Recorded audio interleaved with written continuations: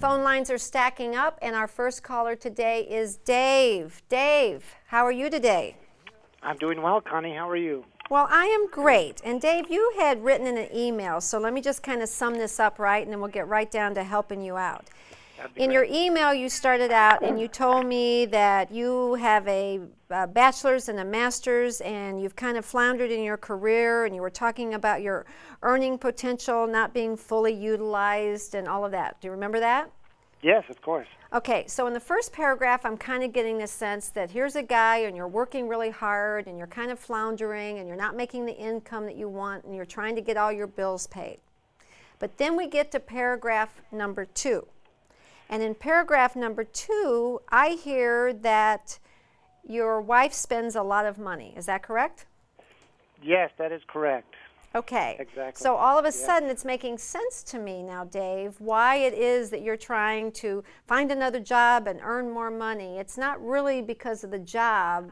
What we really have a problem with here is overspending. Is that correct?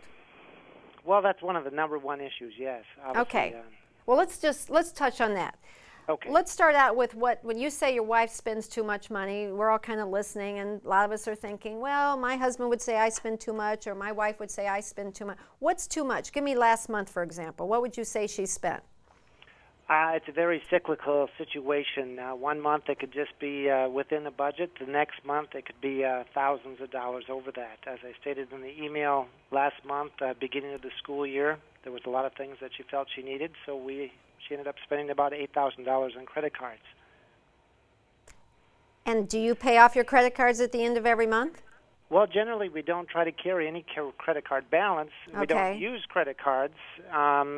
It was a situation where we had one card that led to another card that obviously the cycle continues. So unfortunately, within just 6-8 weeks, we had several credit cards that were opened, both for major credit cards, but also department-type store credit cards. And right. Obviously, that was done really without my knowledge until I began to see the invoices coming back with the amounts showing. Let me ask you a question, Dave. How long have you been married? Almost 17 years. 17 years. And this is not new, right?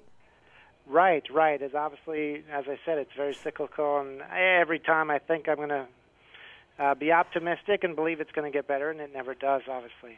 Because it's an addiction. It is. It's very much right. an addiction. It's right. Something and that I would she's assume, not willing to own up to. And I would assume, what have you taken out a first, second mortgage? Where are you at with that?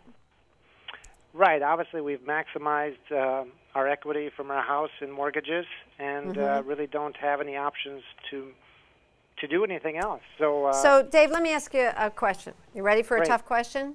I am. When are you going to get tired enough of this to take some action? Well, this month, really, Connie, as I have an email sitting here that I'm just finishing to some individuals that I want to draw into this situation and to say, I mean, obviously we've been in counseling, we've been through many stages of different things, and each time it seems like it's getting better, and then it's kind of the falling back off the situation. Well, because it's not going to, and people don't change, and it's been 17 years. So what we're going to do is I'm going to help you with this, okay?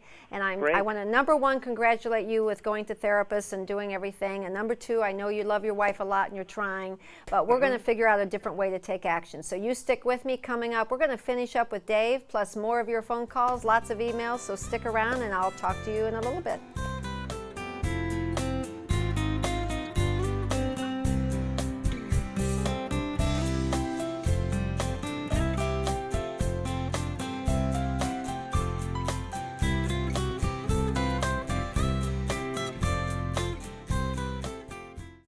You're watching the Success Training Network.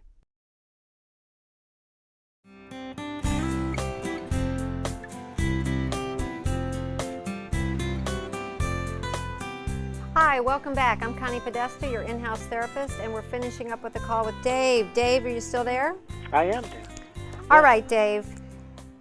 If your wife was an alcoholic, let me ask you a question. Would you just have a house full of liquor and go to parties where everybody was drinking and just constantly have things laying around?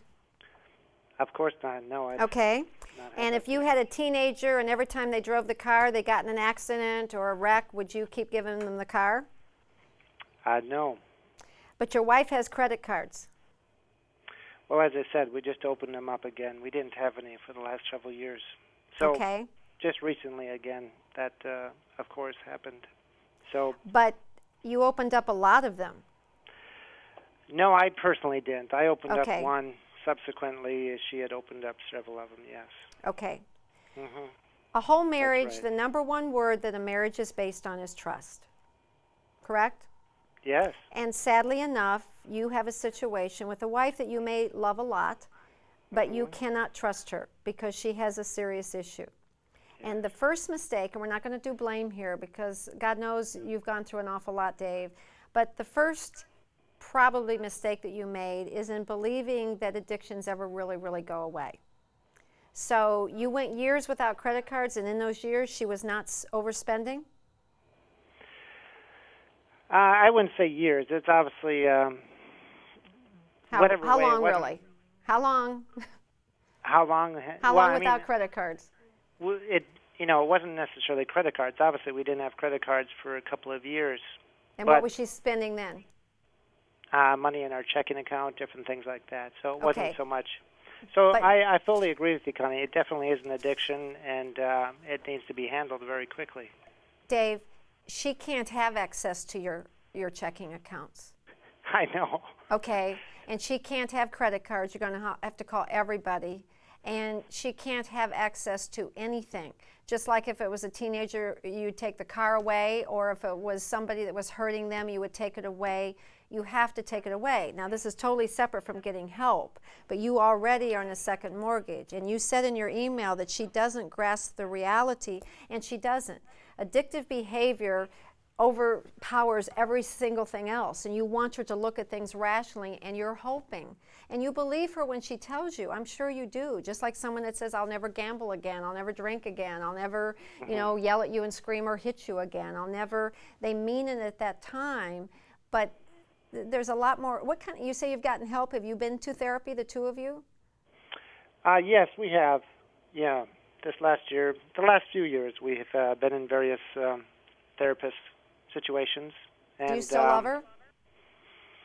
Obviously, the condition of our marriage is very trying, and I want to stay in the marriage and want to try to work it out. And I think that's very important for her to know that, but at the same time, I have not placed the tough love that needs to happen. Exactly, and that's what I want to tell you, Dave. Do you have children? 3 of them, yes. Okay. Your number one responsibility right now is to your children. And the only way your children can have a safe future is by you making sure that you can pay the bills, pay the mortgage, put away money for their future, put away money for you to retire on. That's what you owe to your children. Yes.